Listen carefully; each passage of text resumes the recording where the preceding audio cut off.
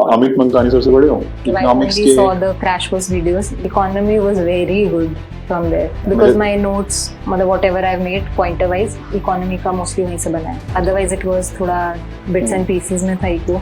Economy तो it's because of him only that my economy went so good, I guess.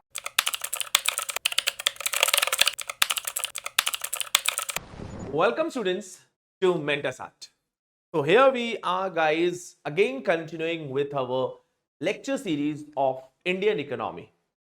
And if you remember guys, in the last class I told you that as such we have completed the agriculture.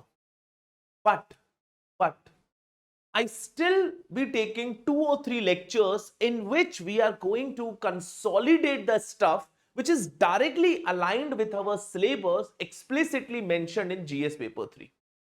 It's explicitly mentioned. If you look at the GS paper 3 syllabus, clearly mentioned issues related to direct and indirect subsidies. Yes, issues related to MSP we have covered already, but it has also mentioned issues related to subsidies. Now, what is that? Let me tell you, we have covered that aspect. Whether you talk about credit, whether you talk about insurance subsidies, we have covered it. Whether you talk about irrigation, we have seen that irrigation chapter. You talk about fertilizer subsidy, covered. You talk about MSP, we have covered. So we have already covered, but that is, you can say, with respect to that particular topic. And this lecture is again a consolidation, more or less a consolidation of our discussion about the subsidies. Clear? So let me start with an idea about the agricultural subsidies. That what do you mean by subsidies? Why it is given? What is the rationale? First of all, rationale behind giving a subsidy. If I talk about the subsidies, agricultural subsidies refers to the financial support. It refers to the financial support given by the government to the farmers or agri businesses to the farmers or agri businesses to increase or to support farmers' income. Why this subsidy is given?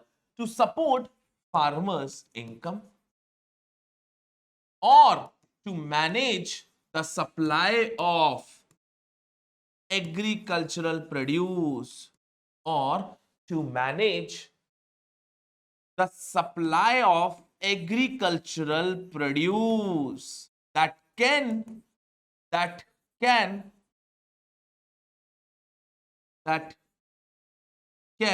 result into food security.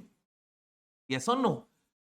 If you remember, my deconstruction, that is my class where I have deconstructed the GS-3 syllabus, I told you that agriculture has been focused upon mainly from 2 perspectives. The first purpose is to boost farmers' income, how we can boost farmer income. And for that, subsidy is provided as a financial support. And on the other hand, it's not just only about boosting farmers' income, it's also about meeting or ensuring the food security of the world's largest population, guys. These are the 2 major areas or the focus areas of the topic agriculture, if you remember that. Now, when the subsidies are given, what is the rationale? Why the government gives this financial support? What is the rationale? Why? See, if I talk about the rationale, you would understand through 2 purposes. One is economic rationale and another is social rationale. Now, if I talk about from the economic rationale purpose, see, economic rationale, the purpose of giving the subsidy is incentivizing the farmers to undertake production. that farmers are encouraged that they must undertake production. Clear? Incentivize the farmers to undertake the production, agricultural production, because this can help in meeting food security. Yes or no? This can help in meeting food security. On the other hand, not just only this, the subsidies can also help in getting a desirable structure of production. If the government feels that, okay, the farmer should cultivate more millets, they will give high MSP for the millets, and thereby farmers will automatically be encouraged to cultivate more and more millets. Yes or no? So desirable structure of production. But not only this, there's a social rationale behind giving this agricultural subsidies. And what is that? If I talk about the social rationale first, haven't we covered that 86% of farmers are small and marginal? Yes or no? And if the farmers are small and marginal farmers, do you think that they would have a surplus income? No. They don't have surplus which can be used to undertake the agricultural production. That's why for them it is very, very necessary to provide the subsidies so that they at least regularly, if I talk about regularly undertake the agricultural production. Because if they don't cultivate the crops, the food security can be hampered. Clear? Second is, this can help in minimizing income inequalities. This can help in minimizing income inequalities. And from the perspective, if I talk about whether you talk about region-based, inter-regional, or intra-regional, or within the region itself. So the simple line is that majority of our farmers, has been a dominance of small and marginal farmers which don't have surplus income. Definitely they need the support. They need the support of the government. And this support is given by the government in the form of subsidies so that they regularly undertake the cultivation of crops that lead to the higher agricultural production, meeting the food security. Yes or no? Meeting the food security. And this will also help in minimizing the income inequality. If I talk about the different types of subsidies given by the government, you would be able to relate it very nicely because we have covered it already. Let me still give you an idea about the different types of subsidies. Clear? Types of farm subsidies given by the government. Let us start with our topic. How we have started. The first is, we started with institutional factors, that is land reforms. In that, as such, not major subsidy. Then we moved to the irrigation. Yes or no? So one is then irrigation infrastructure. So government provides the subsidy to build irrigation infrastructure in the form of or through the initiatives which is Pradhan Mantri Krishi Sinchai Yojana. Yes or no? Micro irrigation fund or long-term irrigation fund. Yes or no? Long-term irrigation fund. So this is the subsidy provided by the government to improve the irrigation infrastructure. Not just only to increase the reach or the expand the area of irrigation infrastructure, but also to promote micro irrigation technology, to adopt that. To adopt technological adoptions in the irrigation infrastructure, that is micro irrigation. So for that also the government provides a support. Clear? Second is credit. haven't we seen that government provides so much subsidies in the agricultural credit? What is that? We have again covered this aspect. Clear? One, if I talk about Kisan credit card. Under Kisan credit card, government provides the easy loans. Government provides easy loans to the farmers for both meeting their production requirement and investment requirement. Yes or no? And in this KCC, let me tell you, combine this with the interest subvention scheme. Interest subvention scheme. Government is providing subsidized loans. Subsidized loans. Clear? Not only that, apart from that, the credit subsidy is also provided when government announces farm loan waivers. When government announces farm loan waivers, that is also a subsidy when the loan get waived off. Isn't it also a subsidy, guys? Definitely. Then third is insurance, guys. Government also provides a subsidy in insurance. Yes or no? Haven't we seen that already? Definitely, guys. We have already seen that aspect that under Pradhan Mantri Fasal Bima Yojana, the farmers have to bear the premium of only how much? 2% for Kharif crops, 1.5% for Rabi crops, and 5% for horticulture crops. But the actual premium is very high. Yes or no? The actual premium is very high. And that subsidy, that remaining subsidy, is borne by the central government and state government. Clear?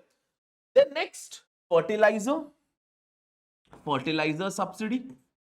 Again, we have discussed this in elaboration. That is about the fertilizer subsidy, which is given to the manufacturers. Yes or no? In this fertilizer, we have covered two types of subsidy. One is the subsidy given directly to the urea. That is for urea. That is a different kind of subsidy regime. And then you have NBS, nutrient-based subsidy regime. Covered both the subsidy regime. Yes or no? And we have also seen what distortion this subsidy regime is getting. Apart from that, the government have also launched another scheme known as PM Pranam, where the state government have to encourage alternative fertilizers. Alternative fertilizer, yes or no, such as organic, biofertilizers, all that aspects. Then some subsidy is also provided by the government in the procurement of seeds. We have especially seen at the time of Green Revolution when the subsidy is given for high yielding variety seeds. Clear? Not only that, then farm mechanization, another subsidies when the government wants to undertake farm mechanization, mechanize the farms. Clear? And in that, if I tell you farm mechanization, here there's a scheme known as Submission on Agricultural Mechanization. Submission on Agricultural Mechanization. I told you this farm mechanization will be covering under technological interventions. Clear? Now, apart from that, so you see these subsidies have been given by the government in the production phase. What about post-production phase? Let me talk about that also. There is infrastructure development. Yes, irrigation we have already counted there, but apart from that, infrastructure development like cold storage, warehouses, all that aspect. Clear? Initiative name is AIF, Agriculture Infrastructure Fund. This is again an initiative by the government which provides the subsidy to build the infrastructure. Clear? Then another very important point is MSP, the price policy of government. This is another very, very important point. Price policy, support policy, I would say. Price support policy. We have discussed this in pretty detail. Yes or no? In detail, we have discussed the idea about the MSP, the rationale, the issues, the distortion. Yes or no? Then There is direct income support is also the support which is provided by the government through a scheme known as PM Kisan scheme. Yes or no? PM Kisan scheme. This is also a direct income support, another subsidy. Clear? So you can imagine that government provide this much of subsidies, guys. And let me tell you, economic survey observed that these farm subsidies, which is provided by the government, constitute almost 2% of the GDP. These farm subsidies constitute almost 2% of the GDP. It constitutes almost 2% of the GDP. This was the farm subsidies that are provided. Now, what is the critical analysis? Critical analysis, if I talk about that, sir, what is its benefit? And sir, along with the benefits, can you highlight some distortions created by the farm subsidies? Let me tell you guys, I'm not going to talk about that. You guys are going to tell me the answer, that what are the benefits of the farm subsidies and what is the distortions or issues of the farm subsidy. Guys, we have covered it already. Just look at the issues in the fertilizer subsidy.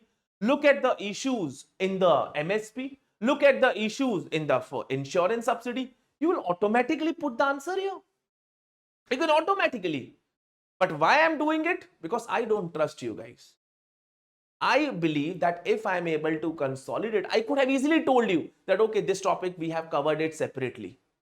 But no, I always say to the students, and I have been kind of seen the students, they are not doing it. So thereby I thought that let us not trust the students. Let me give what I want to give completely.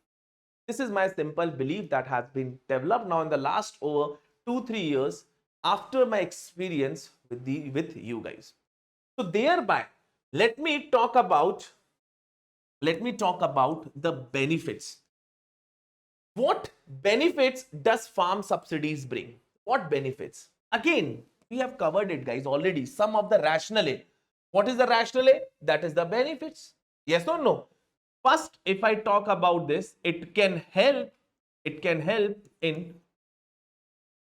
resulting into desirable structure of production. Desirable structure of production. How can I say that? Remember the Green Revolution, guys. For example, Green Revolution. During the Green Revolution, haven't you seen that the subsidies which were provided mainly to encourage the cultivation of wheat initially and then paddy has resulted into very high production of wheat and paddy. Today, India is the largest cereal producer. So those subsidies encourage the farmers to undertake a desirable structure of production. Not only that, currently you see government is taking initiatives to promote millets, production of millets. Yes or no? Millets, or you can say Shri Anna. Shri Anna. Nutri cereals. Not only that, government is again also promoting the production of oil seeds through its National Mission on Edible Oil, palm. Yes or no? So through its government initiative of NMEO, that is National Mission on Edible Oils, the government is encouraging the cultivation of oil seeds and especially the palm. Now, if I talk about this, so don't you think so farm subsidies can help in achieving the desirable structure of production? And when it can help in achieving the desirable structure of production, don't you think so we can achieve self-sufficiency? Yes or no? We can achieve self-sufficiency. And when we can achieve self-sufficiency, this will lead to reduced imports. Imports can be reduced. And when imports are reduced, try to understand our current account deficit. It will be reduced. When current account deficit will be reduced, foreign exchange reserves will boost. All these are pre-related points which we have covering here. Clear? And how can I achieve self-sufficiency? Again, you can bring the example of Green Revolution here. We have seen how Green Revolution transformed India from a net food importer to food exporter. Yes or no? Third, these subsidies can help in the adoption of technology. Yes or no? Subsidies can definitely help in the adoption of technology. Can help in the adoption of technology. And when there is a technological adoption, what will happen? This technological adoption can lead to resulting into increasing agricultural productivity, can result into increasing agricultural productivity. Yes or no? And this agricultural productivity, when it is increased, ultimately you will find out that agricultural production is increasing, meeting our food security. Meeting our food security. Agricultural production plus desirable, or you can say plus according to changed demands. According to changed demands can lead to food and nutritional security. It's not just only about food, it's also about nutritional security. Yes or no? When there is a demand of protein based foods, you have to provide them. Not just only provide, but also at an affordable rate. Clear? Then only we say that fine, guys, that we have been able to meet food and nutrition. Now, when there is an increase in agricultural production, another major point is it helps in boosting farmers' income. It helps in supporting farmers' income. And how much? Farm subsidies constitute around 21% of the farmer's income. Can you imagine that? 21%. 21% of the farmer's income can be, you can say, provided through the farm subsidy. So yes, it supports the farmer's income. And this especially important for whom? Especially for small and marginal farmers. This is crucial. This is crucial. And then definitely we can already say that these subsidies can definitely result into minimization of income inequality, which we have discussed earlier also. Here, minimization of income inequality. So there is no doubt that agricultural subsidies is required. No doubt about that. But these agricultural subsidies can also result into various distortions. These agricultural subsidies, guys, can result into various distortions. What is that distortion I'm talking about? What are the issues which I'm talking about? We have discussed those points already. Like first, if I talk about the distortions, the first is unsustainable fiscal burden. Yes or no? Unsustainable fiscal burden. You can imagine the farm subsidies constituting around 2% of the GDP. How much is that cost to the fiscal deficit? Unsustainable fiscal burden. Whether you talk about the subsidies given to the, you see, fertilizer, MSP, everything that results into very high fiscal burden, farm subsidies constitute around 2% of the GDP. Farm subsidies contribute around 2% of the GDP. Clear? Second, see, if the subsidies are given, just tell me one thing. Do you think that it will encourage the optimal use of resources? Not at all. Not at all. Subsidies actually encourage the wasteful use of resources. It encourages the wasteful use of resources. Just tell me, if something is given to you for free, do you use it very optimally, or you like, fine, yeah, let's use it more and more. It encourages the wasteful use of resources. And thereby what happens? It leads to various environmental implications. It leads to various environmental implications. It leads to various environmental implications. What are those? Point number one, like, see, when there is an overuse of fertilizers, we have seen that already. Overuse of fertilizers resulted into skewed NPK ratio, resulted into declining soil health. Yes or no? Declining soil health.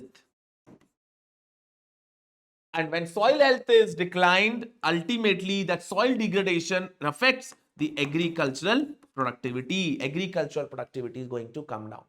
Again, haven't we seen that point in the fertilizer?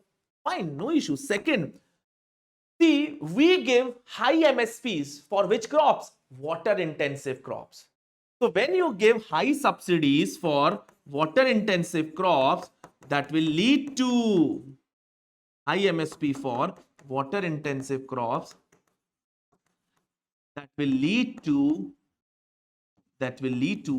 water intensive crops, that will lead to what?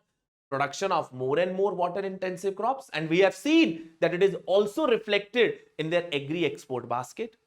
Ultimately, what happened?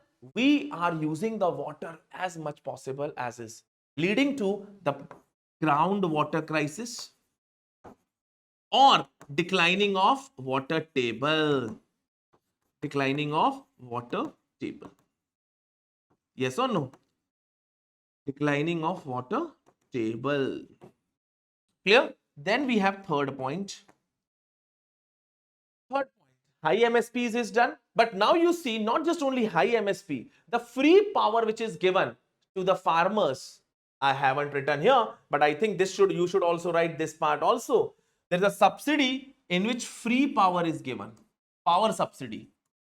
Power subsidy is given to the farmers in certain states like Punjab, Andhra Pradesh.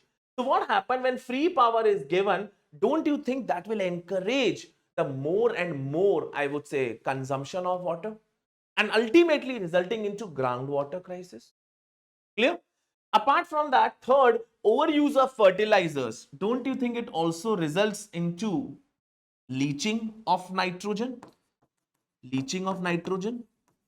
And when the leaching of nitrogen happens, that affects the soil health, and the water and the nitrogen that gets run off, that nitrogen gets run off to the nearby lake, leading to biomass eutrophication. Not biomagnification, leading to the problem of eutrophication, creation of blooms. Yes or no? So thereby ultimately contributing to environmental pollution. This is another important concern.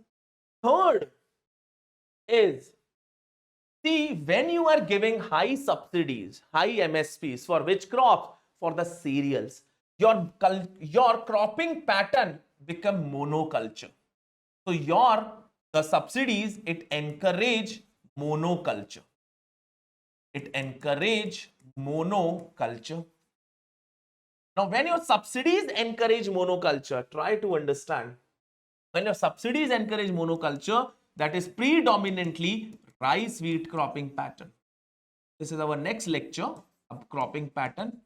We'll be covering the cropping pattern in that particular class. So it encourages monoculture, that is rice wheat cropping pattern. Now, when I talk about rice wheat cropping pattern or monoculture, this results into problem like susceptible to pest and disease attacks, pests and disease attack, or become more vulnerable to climate change. Yes or no? Vulnerable to climate change, ultimately resulting into declining agricultural yield. Ultimately resulting into declining agricultural yield. Yes or no?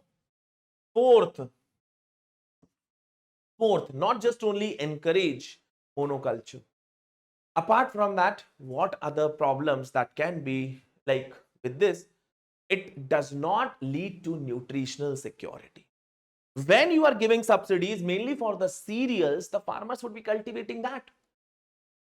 Yes or no? Resulting into another challenge of nutritional security, which requires the cultivation of other coarse cereals, which requires the cultivation of proteins, but you are not doing that because the farmer is giving high MSP to which crops? Cereals.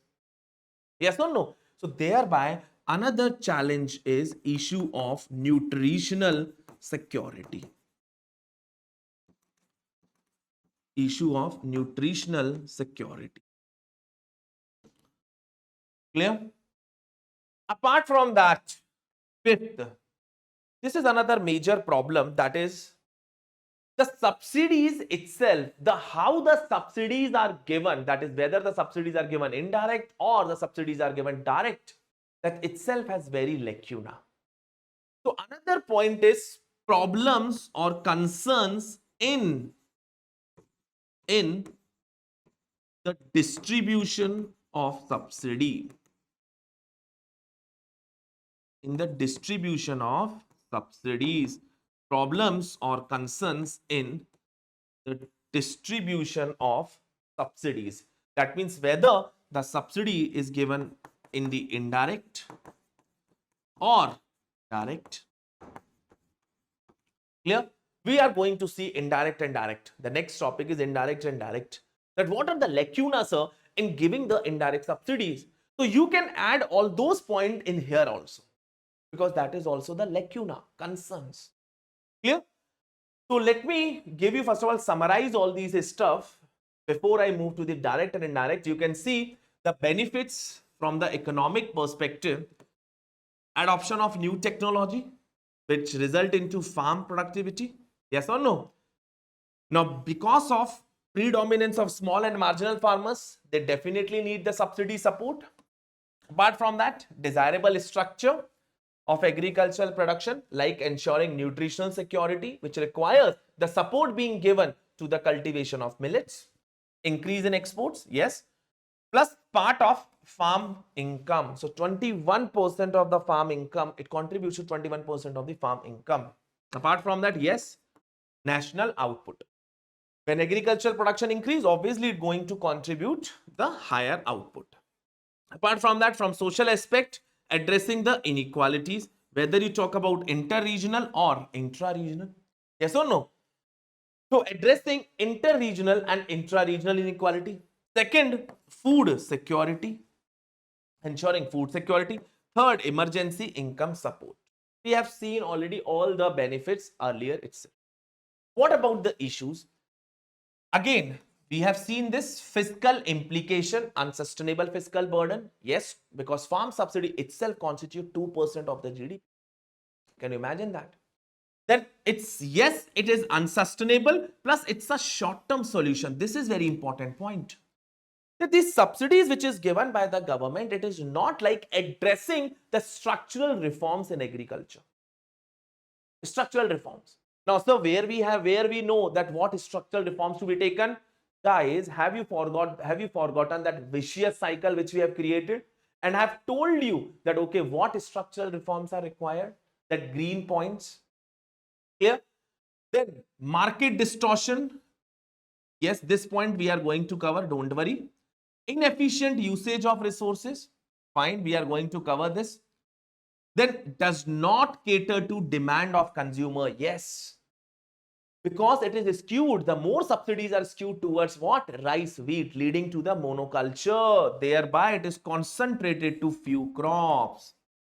And when you give the MSP to more and more water intensive crops, leading to groundwater table, overuse of urea leading to soil fertility. Then there is a problem of environmental pollution, air pollution, when you stubble burning case, water pollution. I talked about the issue of eutrophication, when the nutrients like the nitrogen that gets runoff. Clear? Other issues, yes, increased disparity. This will be covered here. Clear? Issue of targeting covered here. Regressive nature, all of these would be now covered under the another point, that is concerns in the delivery of subsidies. how the subsidies are given that also result into various problems or various distortion. What is that? Let me talk about this. See, most of the subsidies, if you talk about, it is given on an indirect, or you can say through an indirect pattern. Now, what I mean with the indirect subsidies? Indirect subsidy refers to that the government, or sorry, the farmers buying the product, farmers buying the product from the market,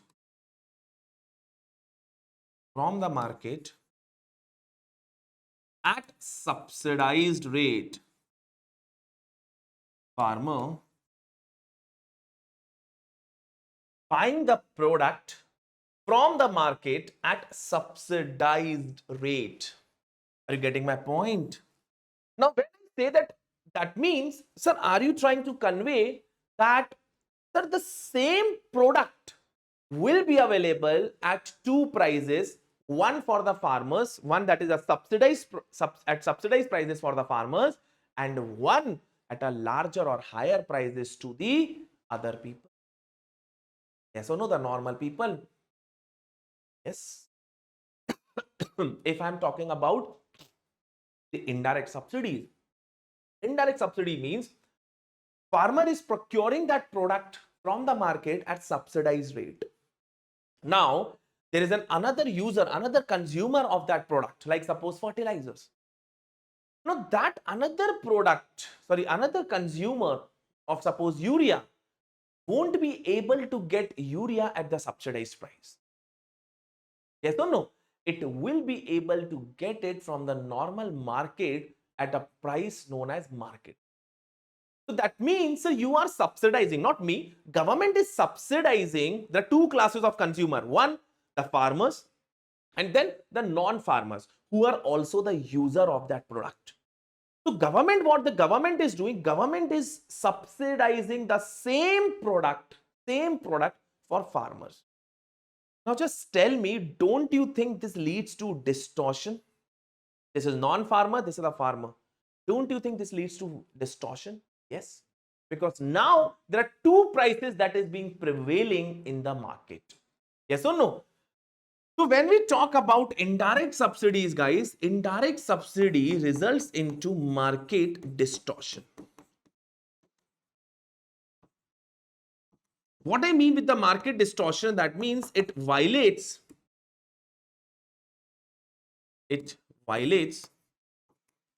one product, one price principle. It violates one product, one price principle. So it violates one product, one price principle. Yes or no? It violates that. So indirect subsidy refers to the subsidy that is given. Again, I am saying that is given to the farmers to buy the product from the market at subsidized price. Like, to understand it better, earlier you see LPG, that is cylinder. If I talk about cylinder, you see that was given to the household, or the household was told to buy from the market. At what price? Subsidized price. Yes or no? Earlier, when I'm talking about the subsidy in the LPG cylinders, the household were told, hey, please buy the cylinder from the market at the subsidized price. But they were the consumers, sorry, they were the targeted audience. But then there are other chole bhature wale people, chole bhature shops. They need almost 2-3 cylinders. If they are good, they need 2-3 cylinders per day itself, or at least one cylinder. Let's take that. Now tell me, the government used to provide the subsidy on the cylinders only up to 12. Yes or no? At that point of time, the government was like, hey, I'll be providing you the subsidy only up to the 12 cylinders, which was very normal because the government was targeting whom? The government wants to target the household. But you see, for the beyond this, if anyone wants to use beyond this, like the another consumer, that is chole bhature shops, they need more cylinders in a year. So now you see there are two prices that are existing. One is the market price at which they are going to buy from the market. Another is household. Another is household, which they are going to buy at the subsidized price. Tell me, as a cylinder, you can say as a kind of the government shop who has the responsibility of giving the subsidized cylinder, don't you think I will be doing black marketing and giving it to this guy, the Chole Bhature shop? Try to understand. Market price is 900 and the subsidized price is 600. What I'll do? I'll say that, okay, fine, you take the 750 rupees. He gave me 750 rupees because these guys with the consumers will not be able to use their 12 cylinders per year. They will be able to use 6 to 7. So how much is left? 5. So these guys, as the sellers of the LPG cylinders, we are like, okay, to the Chole Bhature shop, we'll say, hey, give me 750, I'll give you the cylinder. Chole Bhature shop is happy. He's saving 150 rupees. This guy doesn't have any problem. As a person, I will be like, hey, I have made 150 rupees. 150 rupees. 600 is the subsidized, that cylinder which I have to sell it. But how much I'm getting? 750. So 150 I am making, 150 he is saving, and this guy doesn't, the user doesn't worry about it because he don't need more cylinder. This is how the black marketing used to happen. Leakages. This Chole Bhature shop, who is not the consumer, they are getting that cylinder. They're getting that. So my point is, don't you think this is called leakages? This is called leakages or the corruption that is happening. Are you getting my point? So thereby, government thought, let's move away from the indirect subsidy regime to the direct subsidy. Let's move away from the indirect subsidy regime to the direct subsidy, in which farmers will be buying the product from the market at the market price. Farmers will be buying the product from the market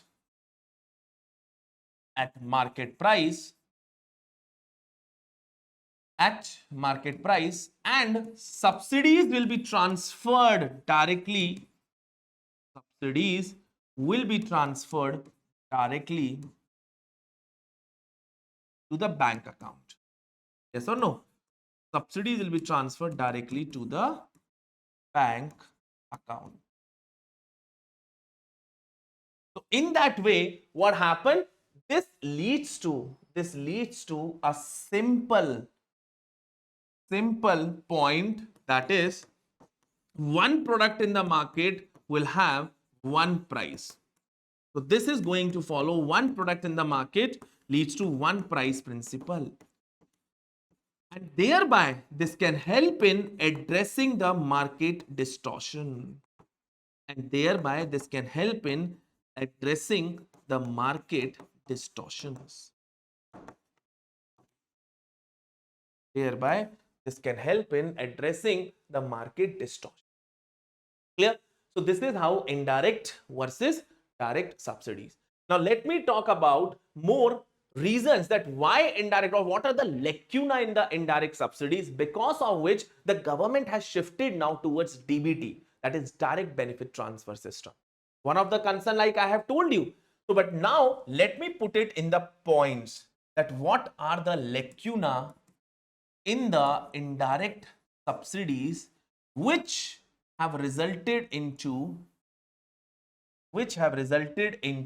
the government adopting the direct benefit transfer. First point, yes, market distortion. Market distortion, when I see, like write it here, I mean it, differential pricing of the same product. Differential pricing of the same product for different consumers. Of the same product for different consumers. Clear? Now, when this is the case, everyone likes to get at a cheap price. Everyone likes to get at a reduced price. Yes or no? So thereby, this leads to the problem of leakages. Yes or no? The problem of black marketing, the problem of corruption, yes or no? The problem of corruption or the problem of smuggling. All these problems can occur. Now, because this was the one major concern, second problem is the issue of targeting. There's another concern is issue of targeting. Now, when I say about targeting, that is, suppose I don't need the government support in the LPG cylinders. Yes or no? Now, when I don't need, I should not be getting the subsidy based on my status, based on my position. I don't need it. But still my name is included there. Yes or no? My name is there, although I don't need it. Second, another problem, those who are actual beneficiaries, those who actually need it, their name is not there.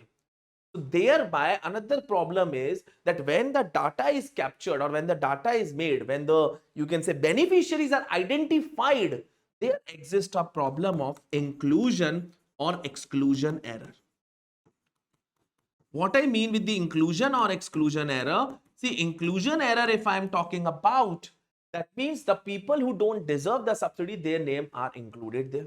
And those who deserve the subsidy, their name is excluded. This is known as inclusion and exclusion error.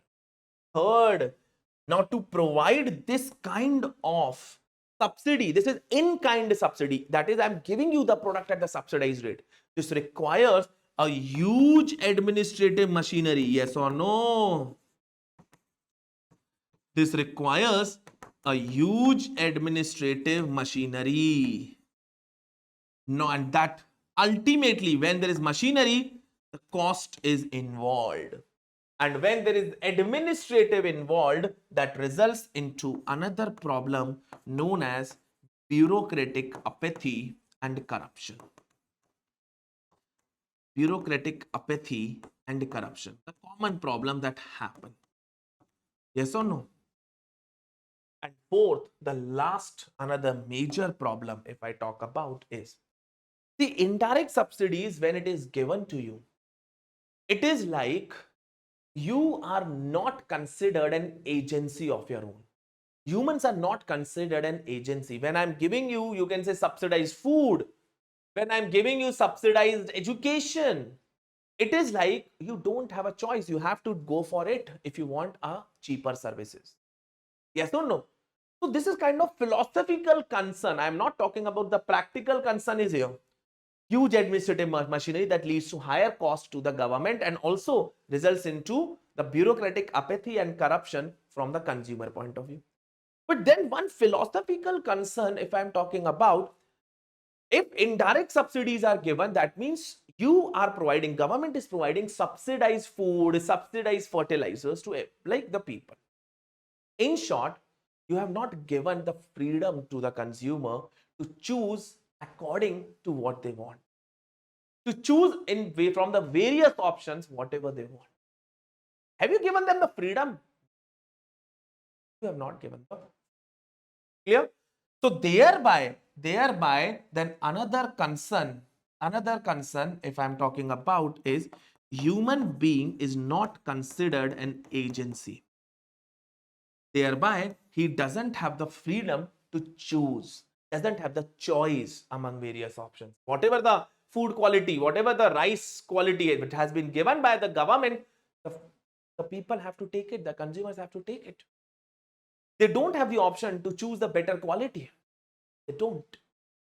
So these various lacuna which I'm talking about, many of these lacuna have been addressed by shifting towards the direct benefit transfers, by providing the direct support.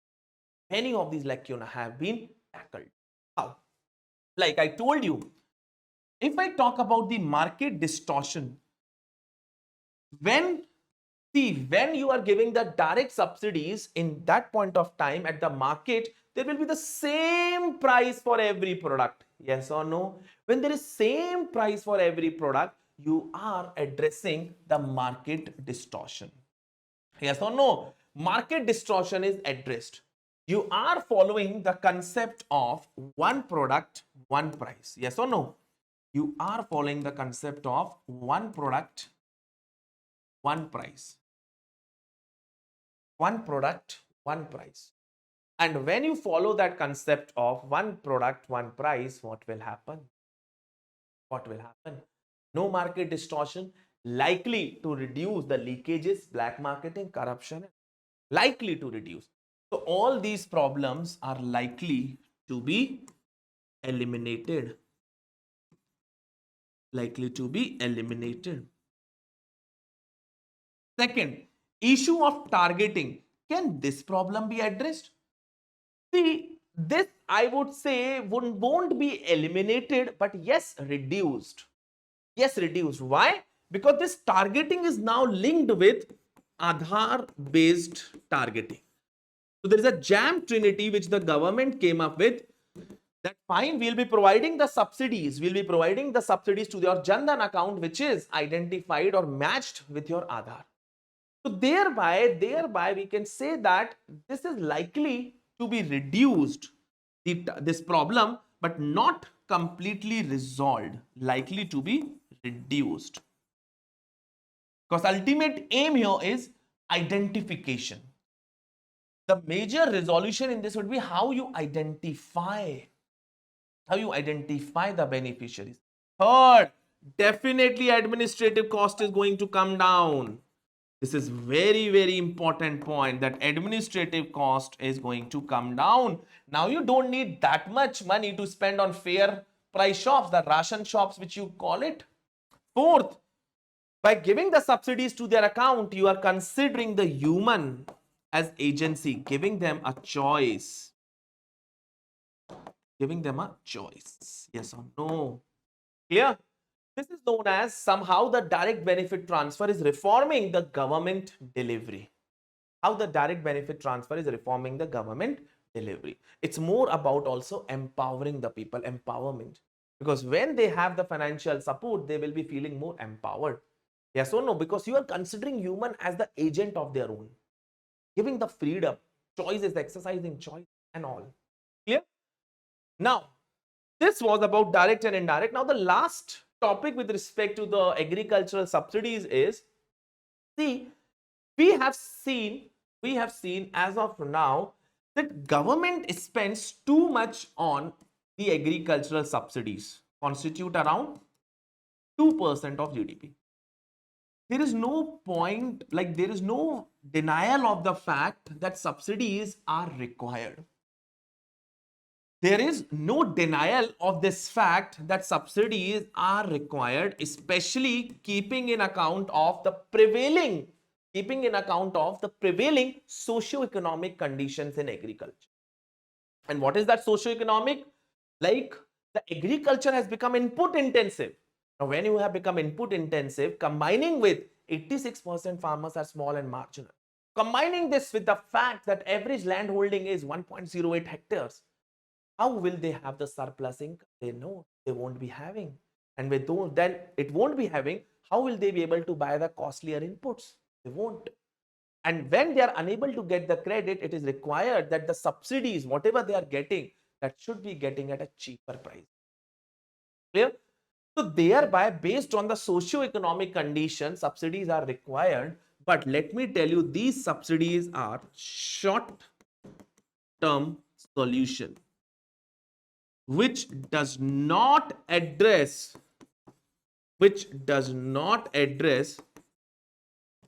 the structural problems in agriculture, which does not address the structural problems in agriculture. So thereby, what is required? It says a more balanced approach is required. Now, when I say more balanced approach in this, yes, the government can keep on giving the subsidies. Government can continue with giving the subsidies, slowly reducing it, rationalizing it, ultimately bringing down the subsidy burden, putting it at a sustainable level, not unsustainable fiscal burden. So no. So bringing down, so balanced approach would be, the first point in the balanced approach would be bringing down the subsidies, or I would say rationalization of subsidies. These are required, Why? Why I'm saying keeping in account of the socio-economic conditions. No doubt in that.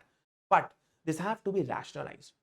And combine this fact with the second point is the need of an investment. This have to be, I would say, supported by higher public investment in agriculture. This demand higher public investment in agriculture. Higher public investment in agriculture. Even it's not like I am saying, even the Ashok Dalwai committee also recommended. Even Ashok Dalwai committee also recommended that the government should increase the higher public investment. Ashok Dalwai committee. पता है mistake करोगे तो let me write it again. Ashok Dalwai committee. Now, why? Why do you think that there is a need for higher public investment in agriculture? Why? Or has the government taken any initiatives also? Let us see that. First of all, if I talk about certain facts, let me give you certain facts, or you can say status. As of now, out of 100% public sector investment is around 15% between 2010 to 2017, which has been reduced.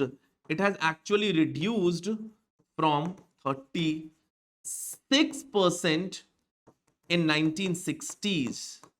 It has actually reduced from 36% in 1960s to 15% right now.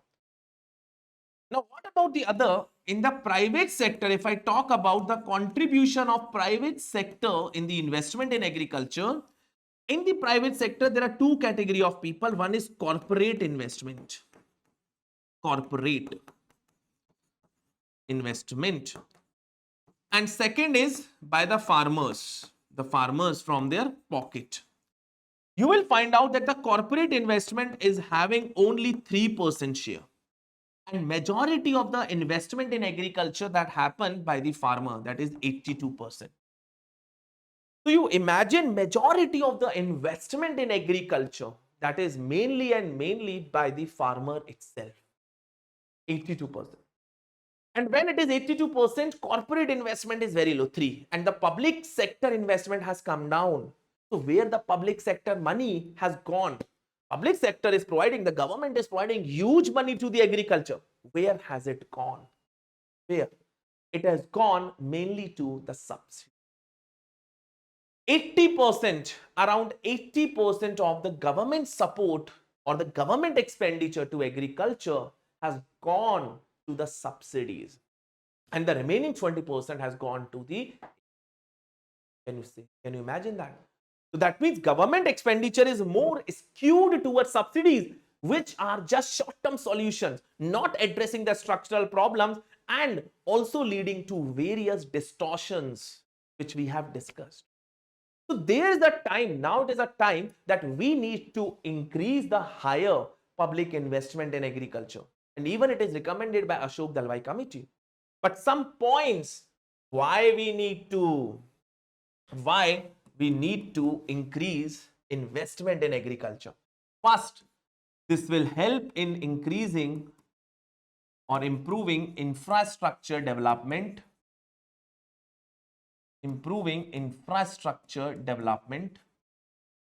Which you can imagine could be, as of now, suppose if I tell you at least 3 points. One is if I talk about irrigation.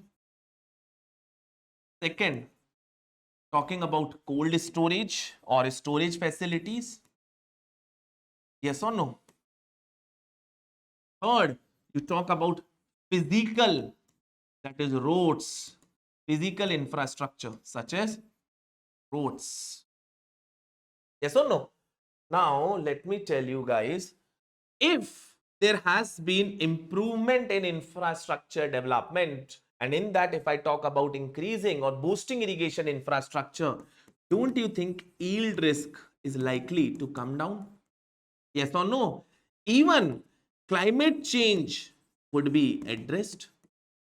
Climate change impact will also be mitigated when irrigation is there. We are not dependent now then on monsoonal rainfall. We ensure that itni yield to hui ho, that much production is there. Not only that, when storage infrastructure or cold storage infrastructure is there, it can help in reducing post-harvest losses. And when it reduces post-harvest losses, it can also reduce distress sale, mitigate distress sale. When I talk about the physical infrastructure, that is building roads, it can increase market access. Market access. Second, it will bring down logistic cost. Logistic cost. Overall, if you try to see all these things, don't you think make or boost the farmer's income? Ultimate result would be farmer's income combining with ensuring food security. Food security. Yes or no? This is how the infrastructure, that is investment in irrigation, sorry, investment in infrastructure is required.